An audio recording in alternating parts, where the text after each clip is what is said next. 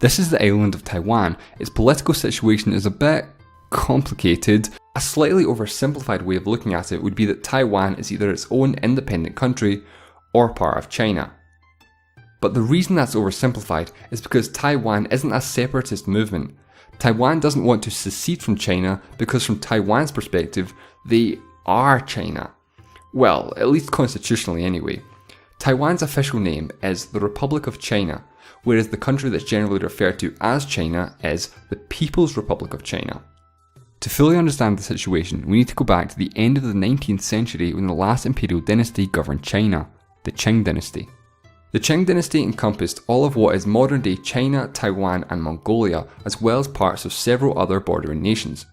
In 1894 began the first Sino-Japanese War between the Qing dynasty and the Japanese Empire, which primarily took place in Korea and Taiwan.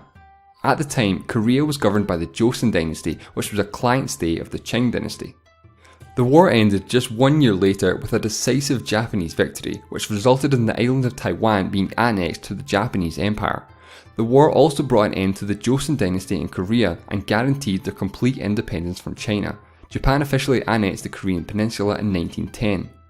In 1912, after millennia of imperial rule in China, the monarchy was overthrown and the first Chinese republic was established, the Republic of China. Sun Yat-sen was made provisional president in Nanjing, but Yuan Shikai had already assumed power in Beijing because he was in command of the Beiyang army, the largest military in the nation. So to avoid conflict, Sun agreed to accept Yuan as president. As president, however, he abused his power, which led to a failed revolution in which Sun fled to Japan. As president, Yuan dissolved the Chinese Nationalist Party and in 1915 declared himself as Emperor of China as he attempted to restore the monarchy.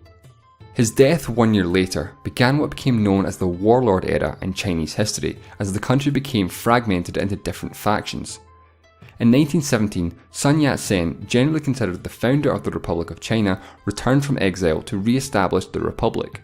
He revived his Nationalist Party under the name of Kuomintang. The government was established in the south of the country as the north was dominated by warlords and the Imperial Beiyang army. Sun Yat-sen wanted to unite the country under one government, however he lacked the military power to take on the warlords. After help from the West was refused, assistance came from the Soviet Union. In exchange for their military assistance, they asked that the Kuomintang cooperate and ally with the much smaller Chinese Communist Party. The warlord era came to an end with a 2-year military campaign called the Northern Expedition. However, before this military campaign was complete, the alliance between the nationalists and the communists began to fall apart after the death of Sun Yat-sen in 1925. The Kuomintang party split into two separate right and left-leaning factions. The left-leaning faction moved its capital to Wuhan. The original right-leaning Kuomintang party, now led by Chiang Kai-shek, took control of Nanjing and declared it their capital. The Chan nationalists sought to purge the communists among their ranks, and in April of 1927, in what became known as the Shanghai Massacre, thousands of communists were executed by nationalist forces. The left-leaning Kuomintang faction which broke away also began executing communists, and the party ultimately collapsed, leaving the original party as the sole legitimate government of China. The execution of communists ended their alliance with the Soviet Union and led to the start of the Chinese Civil War between the nationalists and the communists. The war began in August of 1927 with the Nanchang Uprising and the founding of the Red Army, the army of the Communist Party with Mao Zedong as commander-in-chief. 4 years later, in 1931, with the Civil War still ongoing, the Empire of Japan sought to use the war as an opportunity to expand their sphere of influence by invading China. The Japanese Imperial Army invaded the east coast of China and occupied Manchuria, as well as other nearby lands. Japan installed their own puppet government and fighting continued, although it didn't escalate until all-out war between the two nations. Until 1937, when it did.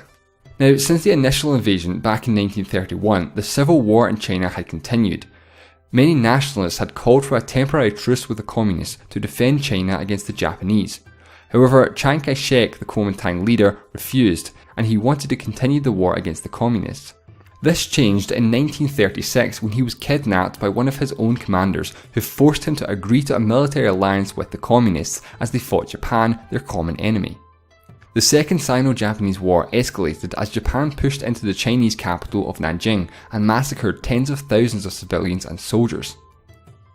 In 1941, with World War II ongoing, Japan carried out a surprise attack on Pearl Harbor.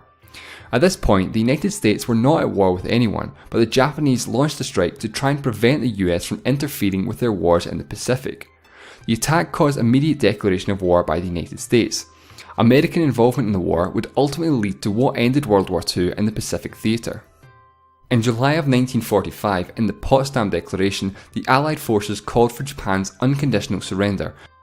In August of 1945, the United States drops 2 atomic bombs on the Japanese cities of Hiroshima and Nagasaki. Just days later, the Japanese accepted the terms of the surrender. Part of the surrender agreement included that Japan returned sovereignty of all lands that they had gained through warfare.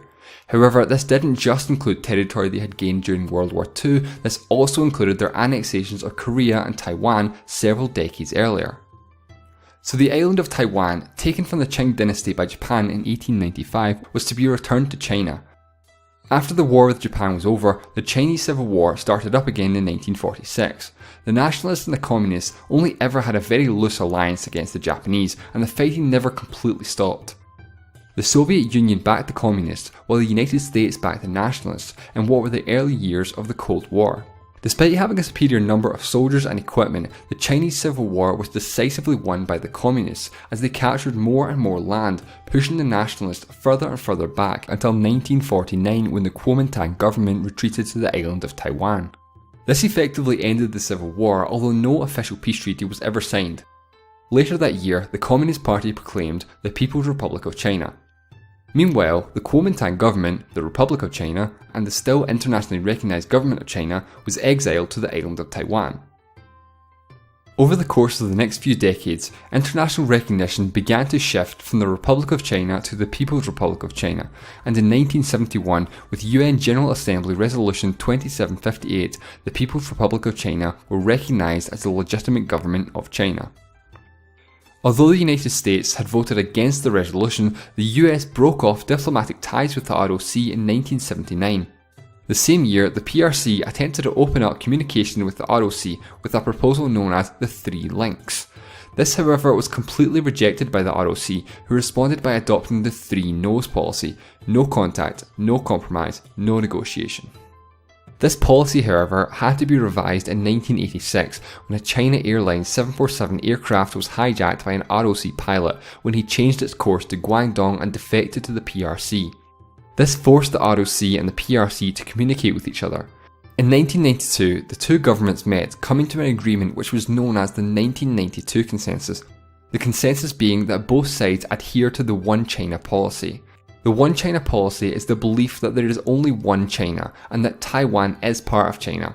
However, both sides see themselves as the legitimate government of China. Both sides of the Taiwan Strait agreed that Chinese unification was the eventual goal and that the current situation was only temporary. Before the 1990s, Taiwan had been a one-party state, with the Kuomintang Party as the government. In 1996, Taiwan had its first presidential election, although the Kuomintang stayed in power. However, in the year 2000, the Democratic Progressive Party were elected into government and today are the more dominant party, having won the 2016 election.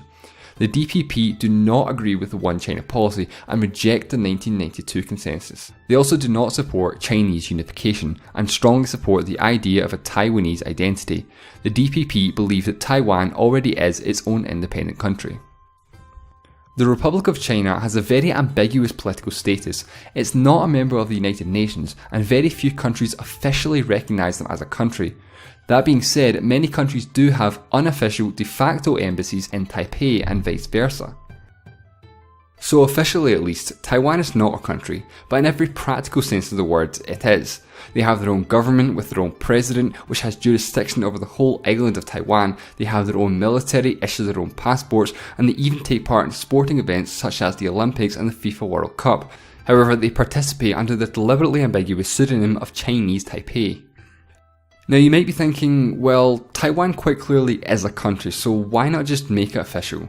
Why not just declare independence and change their name to the Republic of Taiwan or something like that? Well, there is support for Taiwanese independence, but it's not something that has a huge amount of support, and this is because of China. While many people may support the idea in principle, in practice it's something that can be quite dangerous because China is hostile towards the idea of Taiwan becoming an independent nation, because according to the PRC, Taiwan is an inseparable part of Chinese territory since antiquity, and have threatened to unify China and Taiwan by force, if necessary, should Taiwan try to pursue independence. So unfortunately, resolving Taiwan's political status is something that could be incredibly difficult or even impossible for the foreseeable future. The two ways to resolve the dispute both seem incredibly unlikely to happen anytime soon. The first, unification. Taiwan unifies with China. This is unlikely because neither side would be willing to give up their claim as the legitimate government of China, and after being separated for several decades, their populations are very different people. The second, independence. This may seem like the most practical approach to solve the dispute, but with China being hostile to Taiwanese independence, it's just too dangerous as something that could be realistically considered at the moment. So the third and most likely scenario, the status quo. In today's geopolitical climate, this seems like the only realistic option. So hopefully now it's clear why I said at the start of the video that saying Taiwan is either its own independent country or part of China is oversimplified. It's a much more complicated issue than that, so obviously there's no yes or no answer to the question, is Taiwan a country, because it depends on who you ask and how you define a country, etc, etc. Taiwan has a long and complicated history that has brought about this ambiguous political status that it has today, a political status that challenges the very meaning of the word country. However, everyday life in Taiwan is generally unaffected and it operates like any other country in the world. The people of Taiwan live their lives like any other people, the majority of whom consider themselves Taiwanese, and the ambiguous political status has very little impact on their day-to-day lives. Nevertheless, it is unfortunate that almost every other country in the world must play along with this facade that Taiwan doesn't exist, and that the issue is generally swept under the rug rather than being discussed or debated simply because it's a controversial topic and can be uncomfortable to talk about. Thanks for watching.